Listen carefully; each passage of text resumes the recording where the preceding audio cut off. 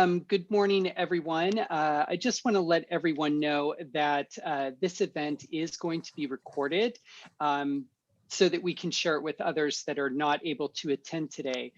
With that said, at all times, no recording by any other means is permitted without prior permission from the event sponsor or as approved as approved accommodation. So please be mindful of that. So with that, I actually think we can begin the recording, and I will welcome everyone to our Finding Careers Abroad panel as part of the Global Opportunities Fair hosted by the 7 colleges that have come together today for this wonderful fair, and we're so happy that you're able to join us. My name is Mario Roman. I'm the Assistant Director of Career Education and Programming at Vassar College, and I'm joined by my colleague, Kelly. Kelly, you want to introduce yourself? Hello, my name is Kelly Woods. I'm the Associate Director of Career Advising at Mount Holyoke College, and I use she, her pronouns. We're so excited to have everybody joining us today. Thank you for that reminder. I forgot my pronouns. My pronouns are he, him. Sorry about that, everyone. So before I turn it over to our panelists to introduce themselves, I just want to let everyone know that we are going to be doing this probably a little bit fast-paced today. So we will be going through these questions. If at any point you have questions that come up, please feel free to send those into the chat box to us, and we can bring those up in the conversation. And I believe that we will leave some time at the end for students to ask questions as well. And also during the course of the discussion, we will be using the chat to also send everyone some resources that we think may be relevant for everyone or that we may be talking about so that you can access those immediately. So, all right, we're going to go right to our panelists. And what I would like to ask all of our panelists to do for us is if you could say what undergraduate school you graduated from and your major, if you have any advanced degrees, and where you acquired those from, and the countries that you've worked in, and where you currently are. Doing what, under what work authorization you are doing. So with that, I think what I'll do is I'll just turn it over to Echo. Echo, would you like to start us off? Yeah, sure. Okay, that was a little bit unexpected. I thought I'd be the last person to do that. But anyways, hi everyone.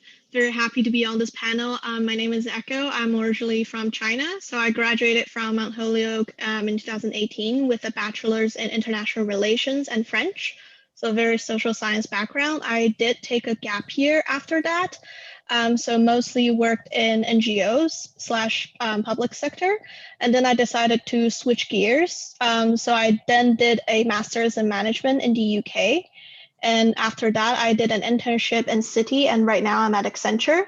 So for both of those experiences, I'm under, I believe, T4 student visa. And right now I've converted into a T2 work visa, which is probably no longer a thing because of the new legislation around work authorization.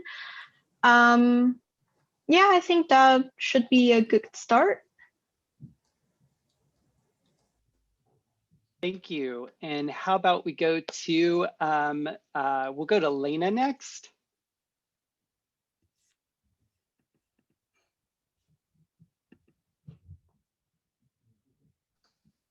Lena, maybe you're still muted.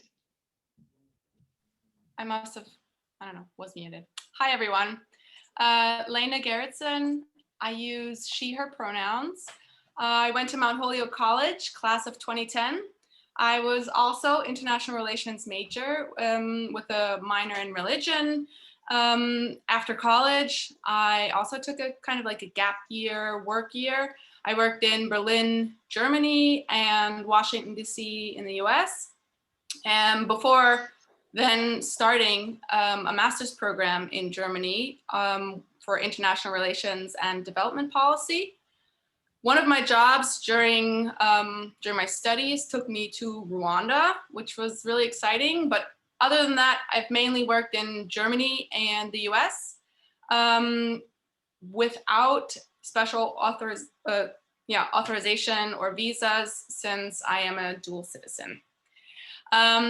I currently work as a contractor for the employment agency here in Germany, in Duisburg, and I'm a coach for long-term unemployed people. Great, thank you.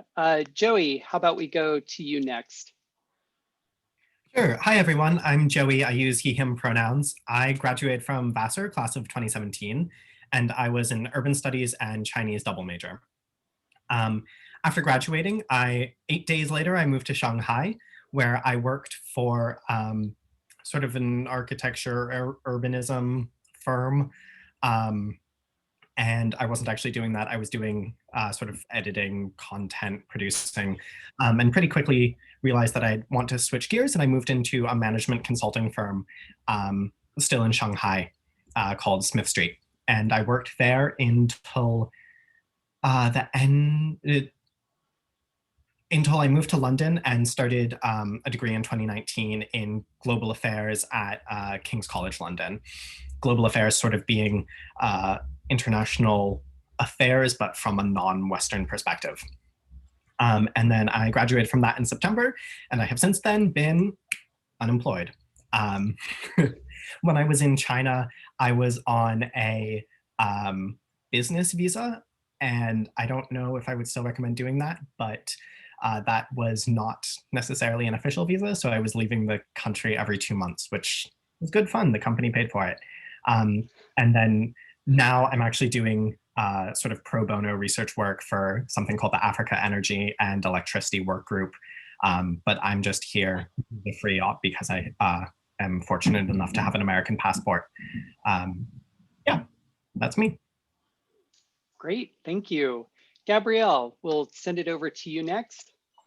All right, awesome. Can everyone hear me just fine? Okay, great. So my name is Gabrielle Barnett, and I'm from Montego Bay, Jamaica. I graduated from Mount Holyoke in class of 2015. I majored in international relations. I think that's like the popular major here. And I minored in Mandarin, and I did a certificate in Latin American, Caribbean, and Latino studies. I know that's a mouthful. Afterwards, I went to Johns Hopkins SAIS, their Nanjing campus, and I did a graduate certificate in Chinese and American studies. Super exciting. While I was there, that was on a student visa. Afterwards, I did a short stint at a boutique consulting firm in Shanghai, but ultimately I converted to educational consulting in Hong Kong. And while I was there, I was on a work visa.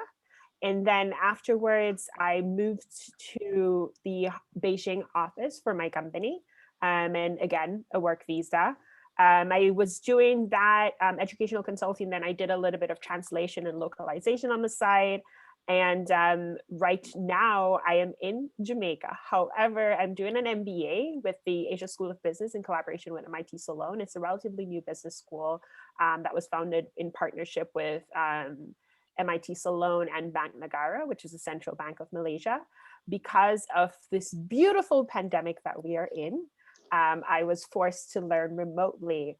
So I worked in China, Hong Kong, and while I was at Mount Holyoke, I did an internship in Liberia. So that was pretty exciting.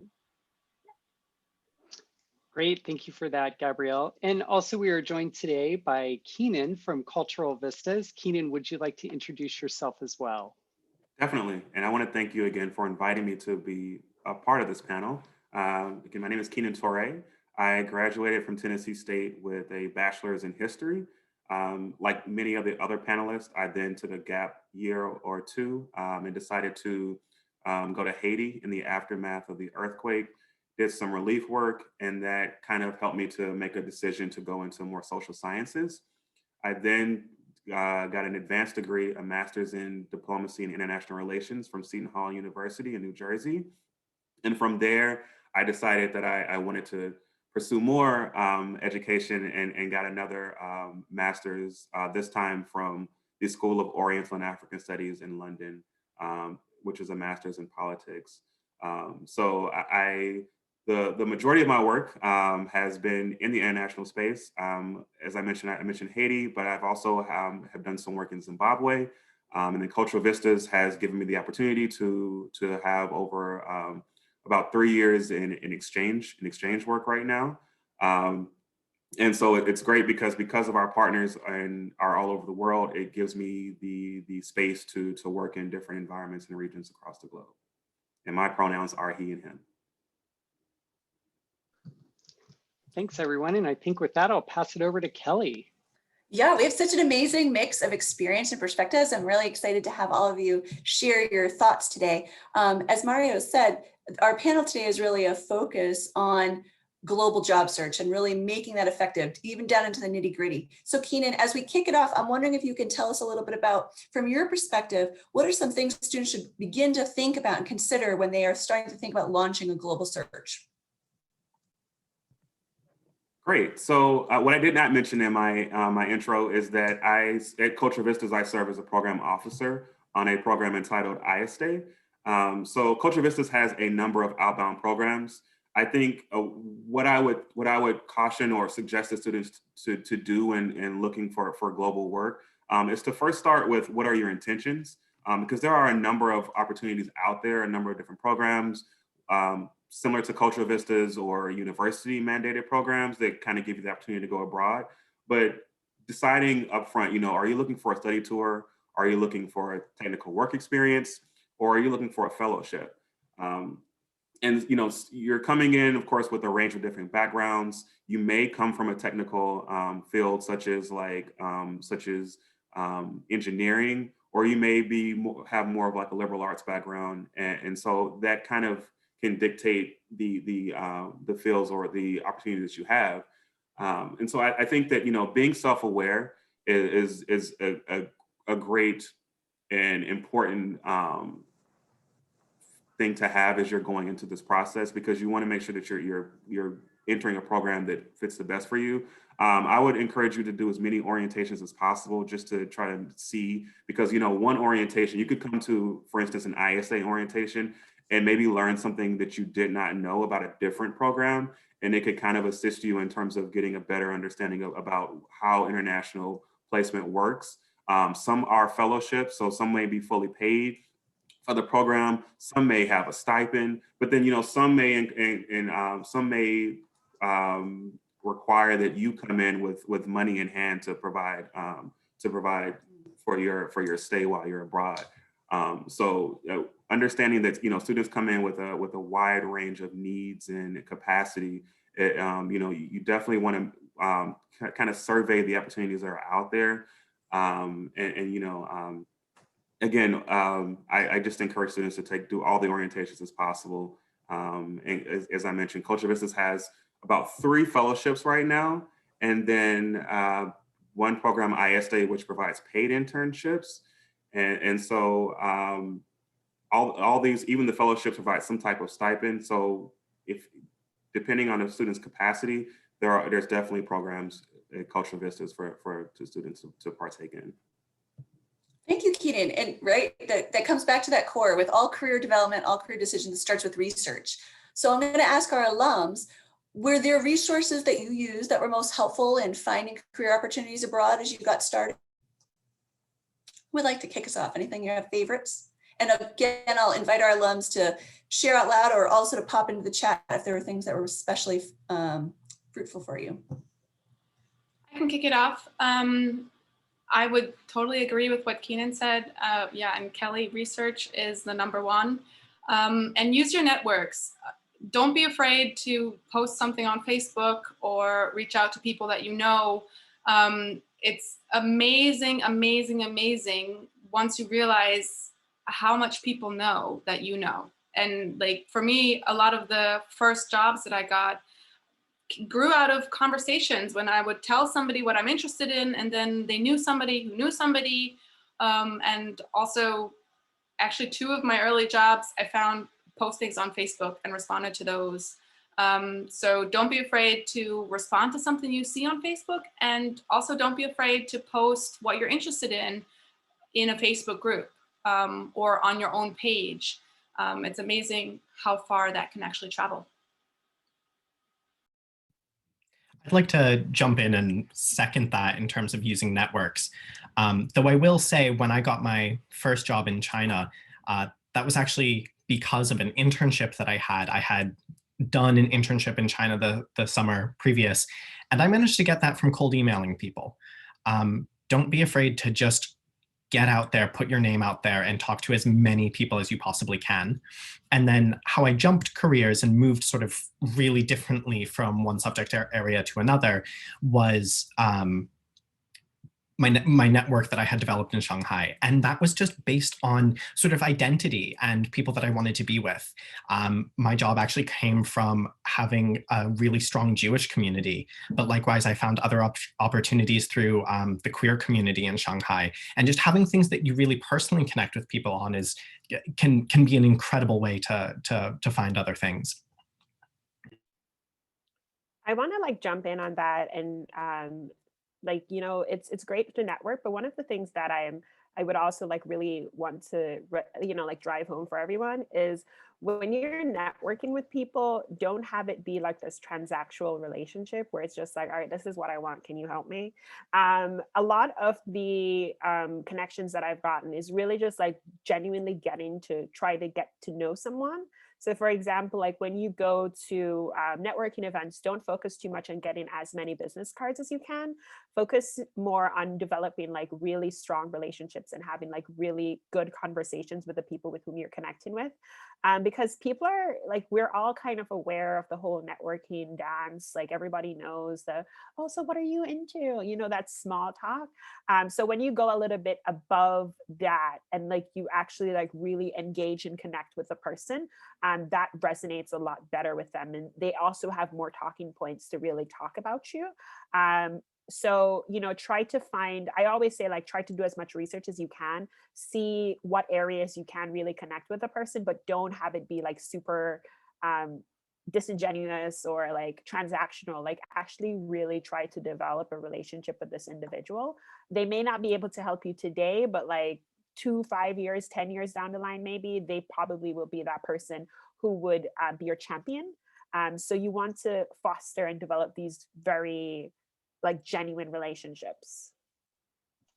Yeah, and I think just to build upon that, I think that what Gabriella just said, sorry if I mispronounced your name, please correct me anytime if you think I'm just doing a horrible job on this. But yeah, really just if you connect with someone to like in a realistic situation, you be like ideally having a chat with them, it's always a good idea that, you know, after a while, say a few months, you can always check back in with them, like say, hey, from, you know, thank you again for our chat, like X days or months earlier. Just want to let you know that I've made A or B progress.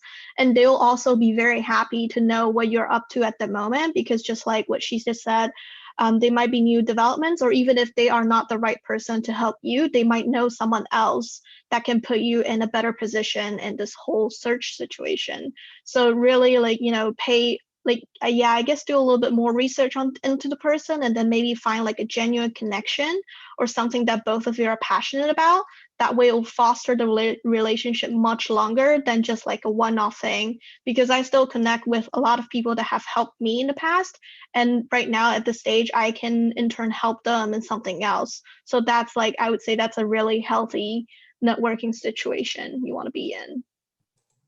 That's wonderful. And I think what I'm hearing all of you really highlight is how pivotal those conversations and connecting with your interests really can be. And I want to come back to that and spend a little bit more time on that as Mario asked some questions about alum networking. But I also want to highlight here just briefly, we just popped into the chat a summary of some samples. So it's not exhaustive, but it's a sampling of a lot of fantastic resources and tools that Mario pulled together that we have heard from alums in the past have been really productive. Things like Going Global, city searches, where you can find lists of chambers of commerce and consulates and sort of tangible tasks and tools like that. I also heard Joey, you referenced a little bit, and so did others here in the for the opportunities, things like volunteers, seasonal, internship, multinational companies, places where you can get yourself located someplace and then pivot once you're there can be really instrumental. Targeted job search events, for example, MIT has several annual events that come up annually that they host for students. This year there's 2, one in Europe and one in Asia that I'll pop in the chat in a moment. And also starting to look for localized job boards so that you're really having an opportunity to be looking for people like Lena's team, where they're talking locally about what the best practices are, and finding localized boards can also be a way to be connecting locally with postings. One of the suggestions I've heard alums say in make sure you're doing your search in local language and also in English or other languages, because you may find little segments of opportunities that are unique to your goals and your access that you wouldn't otherwise see if you were just straight on looking at postings. But Mario, the working with alums is something that you really had highlighted as well. Yeah, and I actually, appreciate the panelists kind of all like kind of really, brought up that idea already. So just like actually, let's do it this way for panelists, like a quick show of hands. Prior to, prior to finding your opportunities outside the U.S., did you rely on your alumni network? So show of hands if you did. Okay. So perfect. Oh, okay, great. So Gabrielle, Joey, Echo, quickly, like how do you, when you made those outreaches, what were the ways that you did that to kind of start reaching out and finding those opportunities abroad?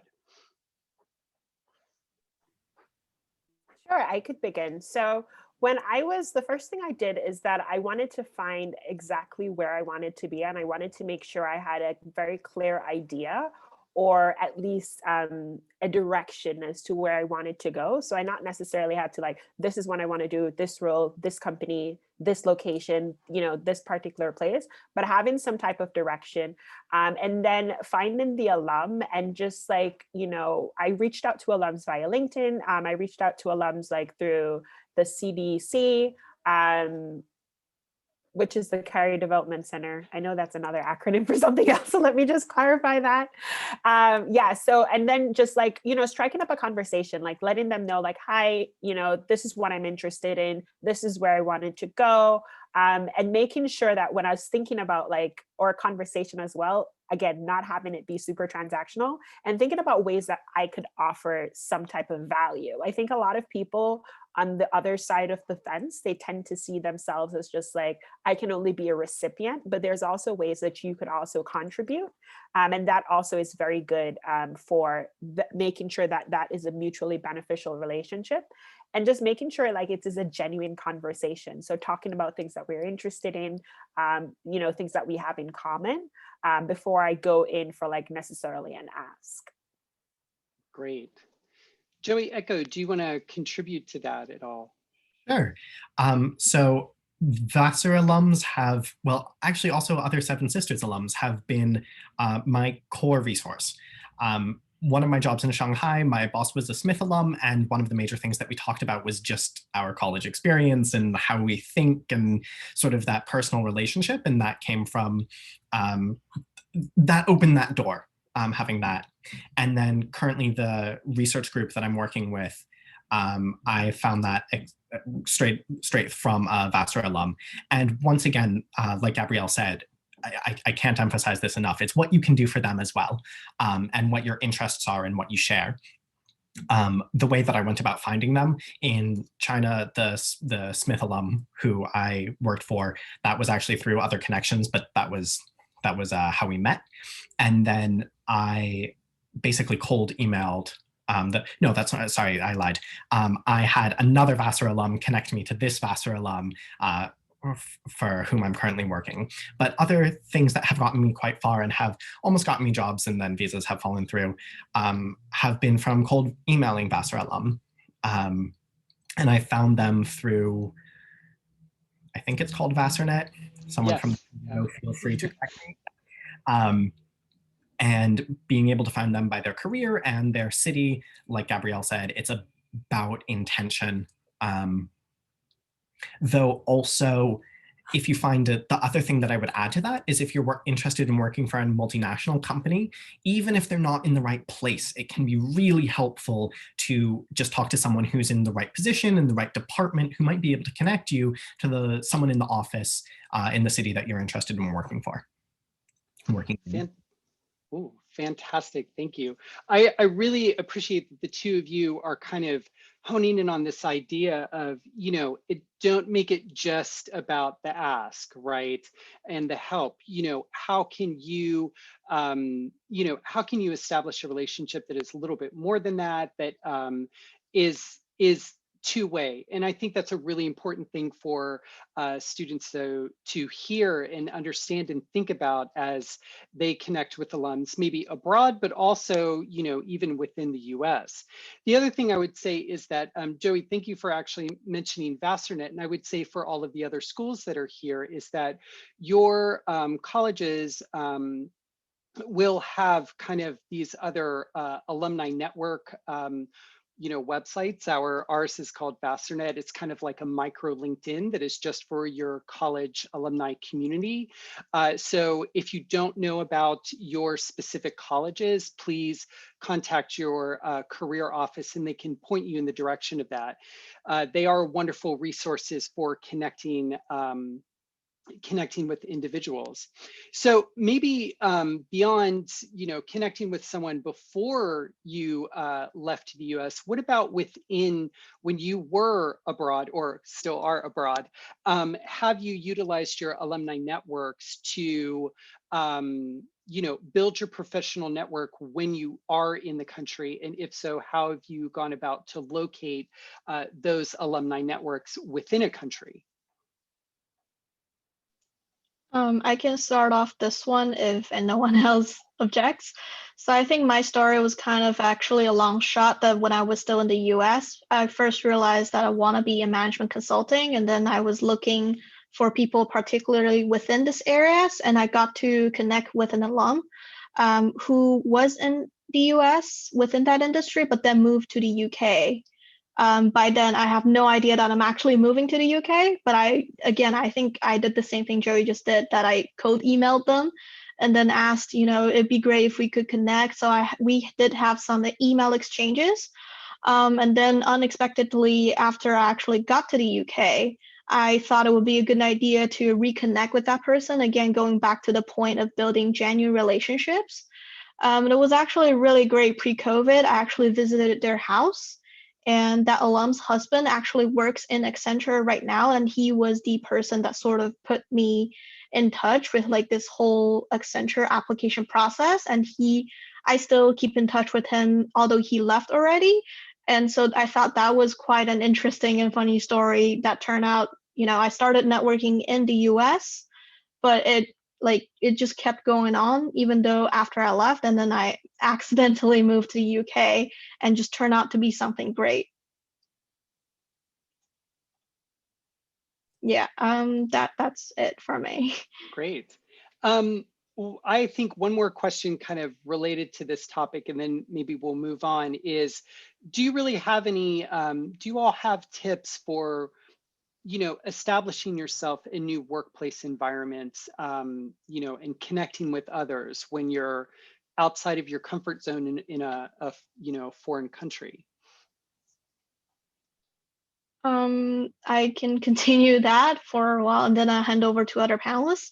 So I think that definitely is their work culture thing difference between US and UK. And but I guess the situation was a little bit special for me ever since I started working officially, everything has been virtual.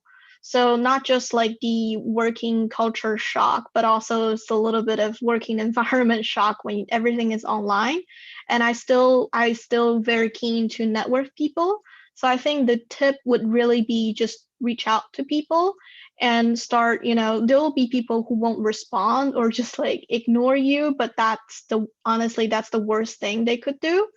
You don't lose anything in the process. So I would really say tip/trick is that always, you know, put in an invite, say why you're interested in talking to this person and what you can offer to the plate, like the value idea Gabrielle mentioned previously, and then just say, would really appreciate your time, and then reach out to as many people as possible, because this sounds a little bit too rational, but ultimately it is a numbers game. Say if there's a fixed percentage people respond to, then, you know, the more people you reach out to, the higher number of people you'll get responded. But yeah, that's from me. Yeah, I wanted to add to that. And when we talk about like work culture, especially when you go to a foreign country, I always say that you should spend like the first couple of like months, 90% observing. Like make sure that you're just like taking note of what is the norm here. When you're from a different country, you do not want to go in and impose whatever is normal to you to where you're going. If it doesn't match your values, then you will have to have a conversation with yourself as to whether or not this is someplace that you want to continue. But if you go in try to champion like this radical change, it will not be perceived well, and you'd probably be like it could end very, very badly. So I would say that just like observe, take notes of what's happening, making sure that you understand what's the norm there, making sure that you're respectful of things that may seem bizarre or things that may seem weird. You want to ask questions. And when you ask questions, it should be like, you want to understand and not that you're trying to confirm whatever bias you have. So you'd say, for example, like, I'd love to understand more about this. I'd love to learn more about this. Not like, oh, so you guys just do this, right? Because those different questions carry a lot of different connotations and it makes you perceived in a very different way. So if you did not have an opportunity to really understand the culture that you're stepping into, you want to understand the culture of the office and also the people with whom you're interacting with. So for example, like when I worked in the China office, like I thought I understood China because like, oh, I lived in Nanjing for a while, but then I understood that Beijing is very different. And the way that they want to be interacted with, the way that they wanted to be communicated with, it's extremely different. And if you do not like fall into their years of normalcy and you come in with your difference, it's not going to go well for you. That's a great segue, Gabrielle. Thank you so much for that. And what I would also note, I think, for us is just checking back into, remember Joey's comments around finding your people, looking for places where you can be making connections in and out of the office, in and out of your alum connections. Looking for professional associations is another space that may be interesting and fruitful for people from a very targeted industry way. Many professional associations have localized chapters as well as regional or national chapters. So those can be things that people can really contribute to. But I think, Gabrielle, your point about how do you become mindful of the expectations of the environment you're moving into is a really valid one. And it's in many ways what sets people up for success or challenge in these new environments. So I'm wondering, Keenan, if you might be able to sort of share with us a little bit from your perspective and Cultural Vista's expertise, are there considerations that you coach students and recent alums around when they're searching around expectations in the process, culture, skills that might be flags? And then we'll invite our alums to share perhaps a little bit about how maybe they had to prepare or how maybe they specifically adapted their presentation and self and applications and materials in these new work. Keenan? Yeah, no, I thought Gabrielle brought up some excellent points. Those are definitely things that we try to talk to all participants about in the pre-departure portions as they're looking to set out. Just trying to, one of the exercises we do is there's actually a website where you can kind of put in, your details, how you are, and it kind of measures you against the place in which you're going in terms of individual things like aspects like being an individual and kind of so you can kind of see how different the cultures may be. But I think Gabrielle brings up a very good point about just watching and not imposing one's culture. I mean, as Americans, I think people may look to us to come in like that versus taking a step back. One of the great things about, one of the cool things about being an American going into these spaces is it's also a time in which, you are learning from your supervisor, you're learning from the workspace or in which you are entering, but there also is an exchange going the opposite direction as well. Like you are also sharing the habits and customs from in your field as an American worker. Even if you have limited skill set, you're also diffusing those across to the other culture as well. So some of the things that we look for in terms of as we're reviewing interns, as I'm interviewing, is I'm looking for people who are flexible. As flexibility is extremely important. There are a lot of unknowns as you enter into different cultures, into different workplaces, and so being flexible is always ideal. And then, you know, we're also looking for like ambassadors. So as I mentioned, like there's a diffusion of like norms, cultural norms, and ideas going across, and we're always looking for people to come back and tell those stories, to share with us their experiences, so that the next generation or the next cohort can kind of learn from those. Yeah, I think those are. But so it really comes back to, like, you know, being curious about culture, and then also being as flexible as possible.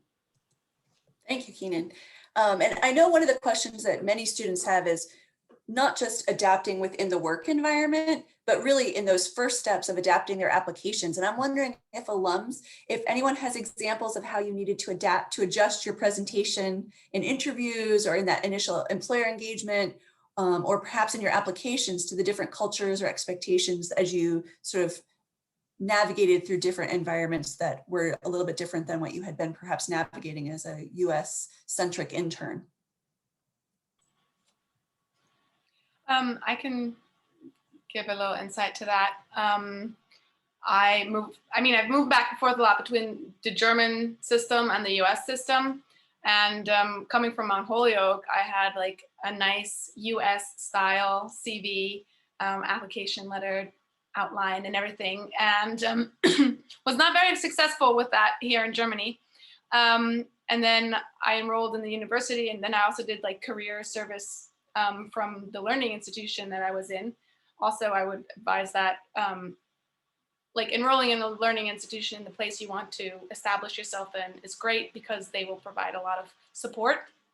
And there are definitely some cultural differences between Europe and the US. I then found out that they have like a European standard CV, and they structure it differently. The order is different. And you can find these kind of like outlines online if you know what you're looking for. It's definitely, I didn't know, so I didn't find it when I was Googling it, but after I knew, then I found them. So there's definitely cultural differences of like, do you include your age? Do you include your picture? Like what order how should you organize your CV? So if you want to start applying in a different country that probably has a different cultural way of presenting on a professional level, do some research, maybe reach out to learning institutions, even if you're not enrolled. Who knows, maybe they can help you or guide you in certain ways. And then put in the time to restructure your CV, like add color, take out color, add a picture, take out a picture, include your hobbies, take out your hobbies. You need to be so flexible. So I have like 5 different versions of my CV, and I keep adding. So yeah. That's fantastic, Lena. Thank you. Does anybody else have an example of something you needed to do to make an adjustment? And Lena, I want copies of the 5 so I can look at the comparison. It would be fantastic. But do others have sort of thoughts or experiences from that? Yeah, I would jump in and say, translate. So I ended up working in an office that was heavily Chinglish, which was actually really fun. It was really cool to be inserting different words, but regardless, my boss was speaking English, my coworkers were speaking Chinese, but having my resume in Chinese on the flip side, so American resume, one side English, one side Chinese, sort of showed that I was willing to put in the effort to working in Chinese, even if it wasn't going to be my primary working language. That was a really important one. The other thing is A4. Never forget it. One of the things that I would add as well is that I feel like, I'm not sure it has changed, but I feel like as well, sometimes in the US, a lot of people tend to believe, especially women, tend to believe like, if I don't fit all of the requirements, I should not submit an application.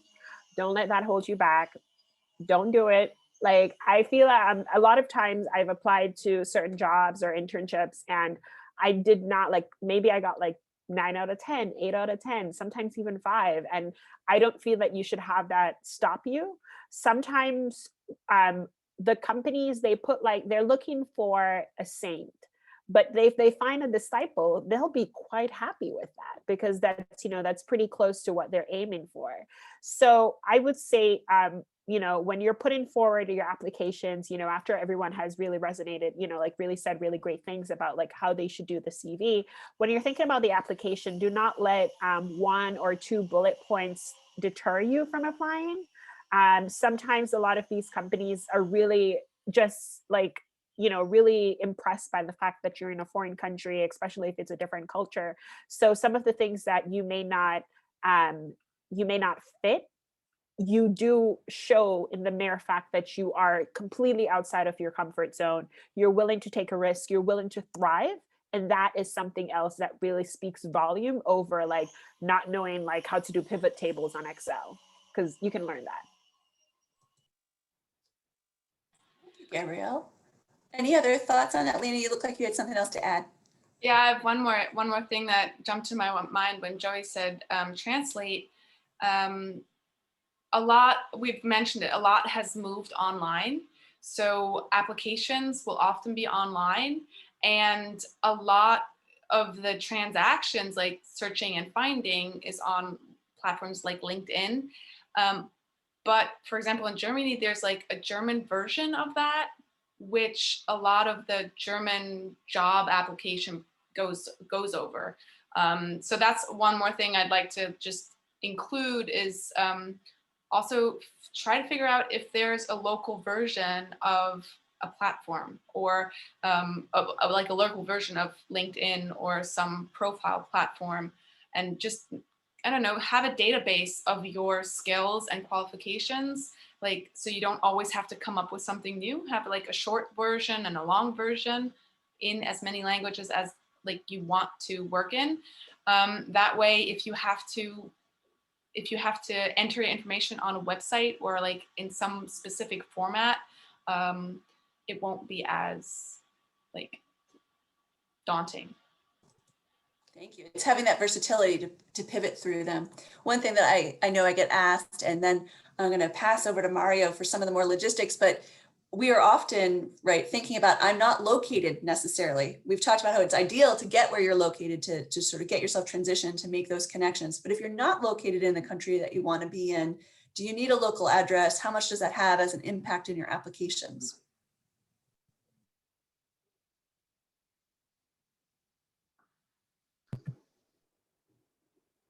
I think for that, it depends on the country. I know, for example, some countries, they care a little bit more because of like just work authorization issues.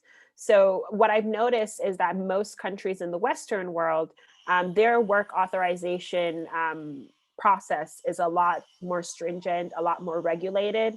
And then when you jump over to Asia, it's just like, can you do the job? Can you thrive here? Okay, don't worry about the visa, we got you.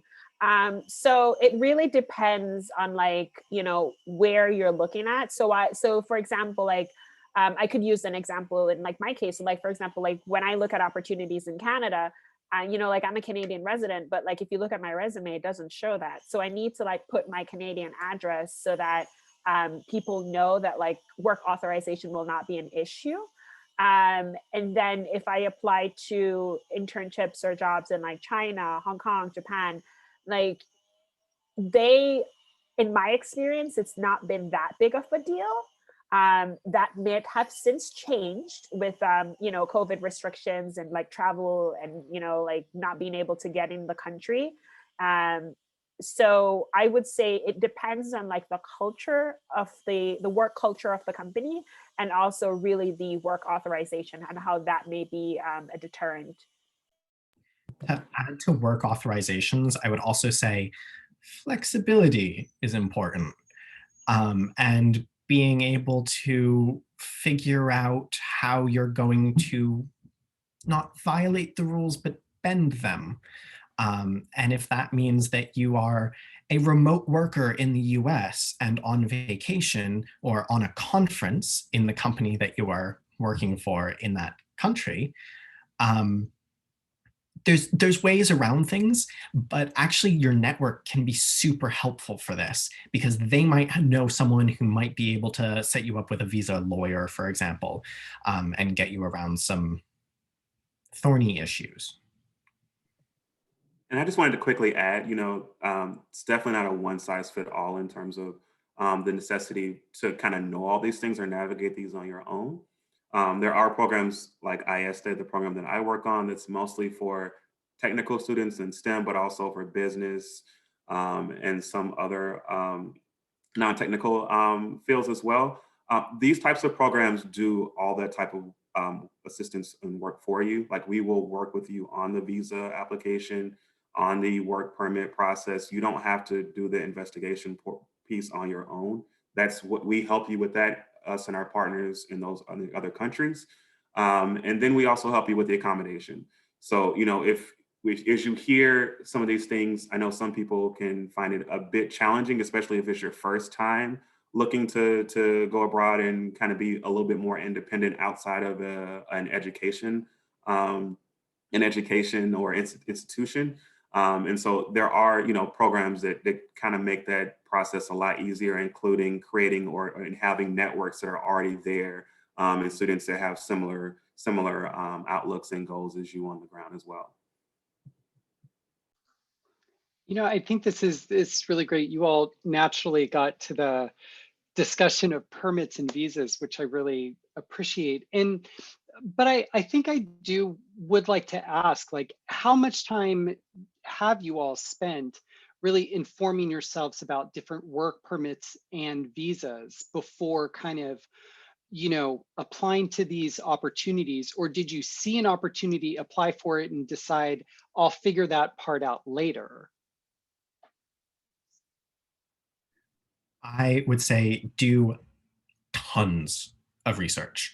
Know this inside and out.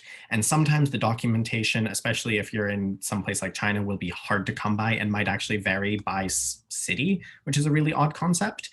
But sometimes you'll have to actually just talk to people and show up at offices and get things in writing.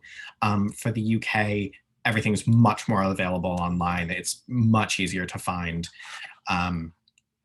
But it will be really helpful for you going into an interview and having these conversations with recruiters if you can show that you can help them do the work, because it's a lot of work for them to get you a visa, and you want to show that you are able to contribute and put your best foot forward in doing that. Yeah, I want to really Oh, echo. sorry. Oh, sorry. Go ahead. Okay, thanks. I was going to really echo what Joey said, especially if you are not from one of the mighty countries and have that mighty passport like the United States of America. Doing that legwork and letting the recruiter know that, like, don't worry, I got you, we can walk through this together, really does help throughout the process. Like, I remember with my Jamaican passport, it was a warm time, getting visas, and like a lot of people are just like, oh, Jamaica Queens, Jamaica Plains. I was like, no, the island, Bob Marley, Usain Bolt, hello.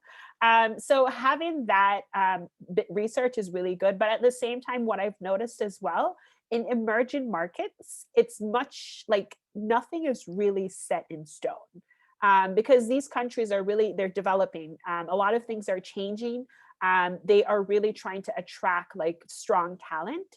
So if you're really motivated, you're really resilient, and you're positive, that's also extremely important. You have to be positive throughout the process. There are ways to get things done. There are like strategies that they don't know about, visas that like are on the books but just have never really been explored because no one was like digging so deep in the rabbit hole. So going in, understanding, like doing all of that research and stuff, but like, like this whole positive manifestation, sometimes it really does work, guys. Like really go in and say like, I'm positive, I want this, I'm gonna push hard, I'm gonna make this work. And I'm not saying like 10 out of 10 it's going to happen, but it has happened for me. So it's definitely not impossible. I'm going to jump back in really quickly. This is a very strange one, but one trick that I found in certain countries, if you need a way to show that you are representing a business that might not be the one that you are working for, you might actually benefit from setting up your own company in Estonia. There's lots of research available on that, but it is really easy to open an Estonian business, and that can help with visas. Very odd. Feel free to email me about that for further questions. That's some insider information I have not heard before, Joey. So yeah, apparently we should look into Estonia. I actually do want to encourage all the students that are here, all of the 7 colleges that are here, do subscribe to Going Global, which is an excellent resource to help start the kind of work permit and visa research. So I'll drop that in the chat in a moment. And I would encourage everyone to kind of, if you are thinking about abroad, and it is obvious from the conversation here that you should do a little bit of research or a lot of research, right? To inform yourselves about work permits and visas, as they vary by country or they vary by city, apparently, which is a really great thing to hear. So accessing these resources, going to consulates, websites to also familiarize yourself with the information that is provided for working abroad is a great thing to also do as well. And so I think actually we can go ahead on to kind of like what I would like to say in the last few minutes might be the fun question in my mind, which is, would anyone like to share, and I would, Keenan as well, like, what is something that you wish you knew before you started applying or before you got to that first opportunity abroad?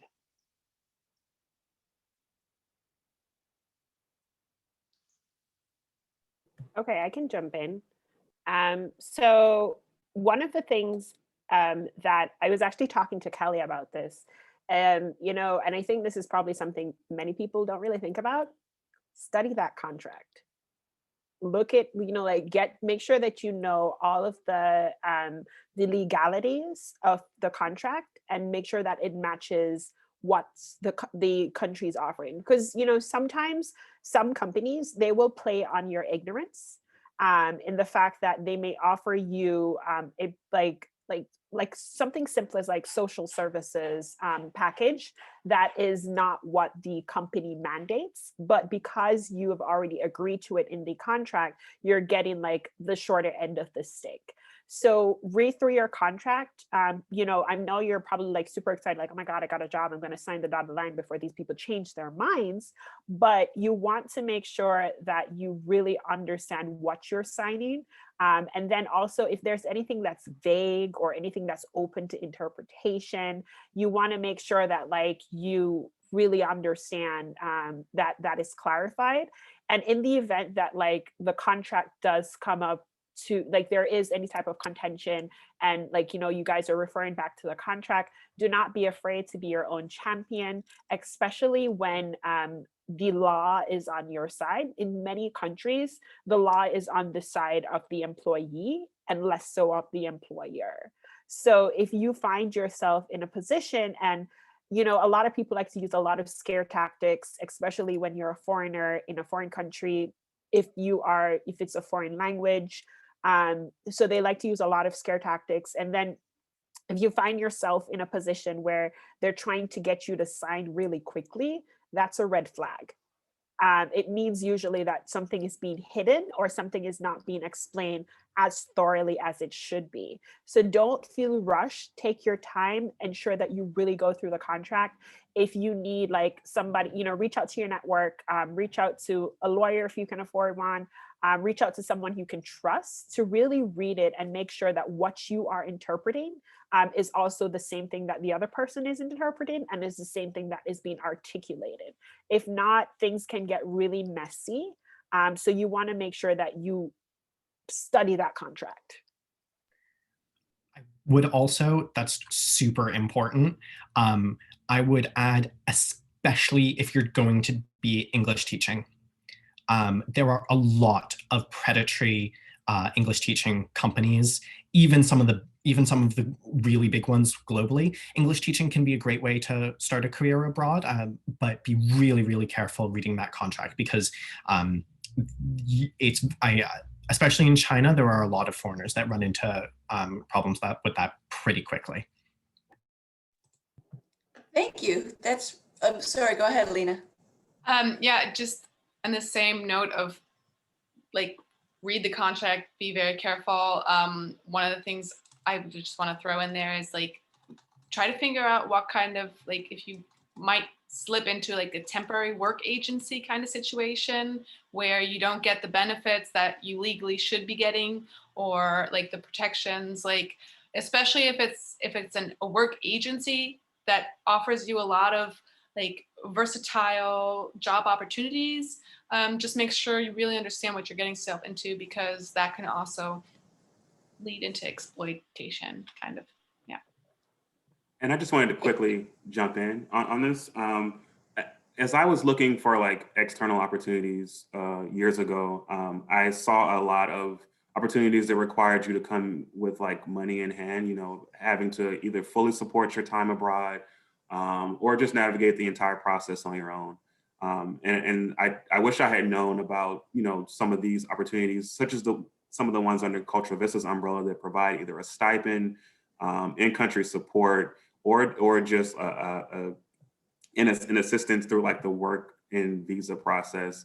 Because I feel like these processes can be particularly a barrier for people who did not grow up around the international realm, did not do a lot of traveling while they were kids, or don't have like a lot of exposure to that.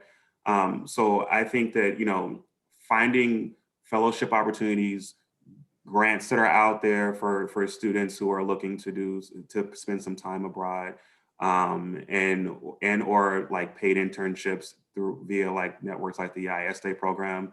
These are excellent opportunities for minorities or anyone who does not necessarily have the wherewithal to kind of navigate their first or second experience abroad on their own.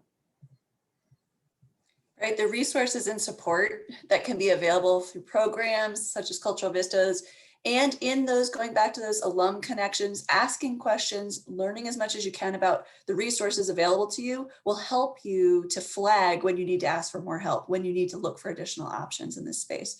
I'm going to just invite our alums as we wrap up here. If you have additional tips or wishes that you had known, or you want to share an unexpected benefit to working abroad, I'm going to invite you to add that to the chat now as we wrap up. But first, thank you all so much. This has been just such a fabulous conversation.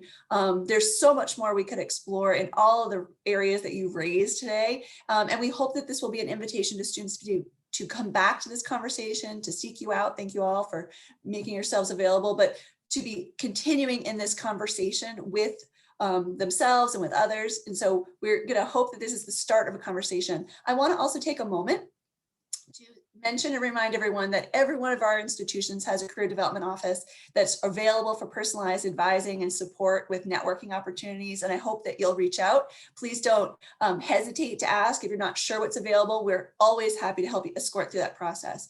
And in today's program, there's 3 additional programs that are coming up, and panels that are coming up that people may find interesting. There's a fellowships panel, there's an internationalizing your CV panel, and there's also a teaching and volunteering abroad panel that will also be highlighting some of the opportunities to make those bridge experiences. So we hope that you'll check out some of those things today. And we know that this will be recorded and added back into Sched along with everything else. So if you can't stay on to attend something else, we hope you'll come back to explore that. I'm available to stay for a few more minutes and answer some questions, because I know we are on time at this moment, but I do know some of our guests have to actually go back to work. But if anybody has additional questions they want to throw into the chat or stick around, we're happy to help you do that. Does anybody want to say anything else before we wrap up for the day, Mario? I just want to say again, reiterate what you said. Thank you so much to all of you for giving us your time today and your knowledge and discussing your experiences. It's just been a wonderful and an invaluable conversation to listen to, and thank you so much. And yes, of course, as Kelly said, please contact your career development office, your career development center. we're here to help you and help you navigate wherever you are along your path. So please reach out to us and connect with us because we would love to meet with you.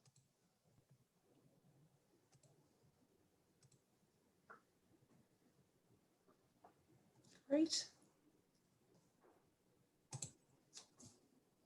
Well, with that, if anyone has questions, we're happy to answer them. Otherwise, thanks so much for coming. It's been wonderful to see all of you, and we're really excited to have shared the resources with you. We dropped the Careers Abroad panel resource sheet that Mario pulled together in the chat again today, so we hope you'll check that out as a sample of some of the things that you might find helpful. Thanks for coming. Mhm.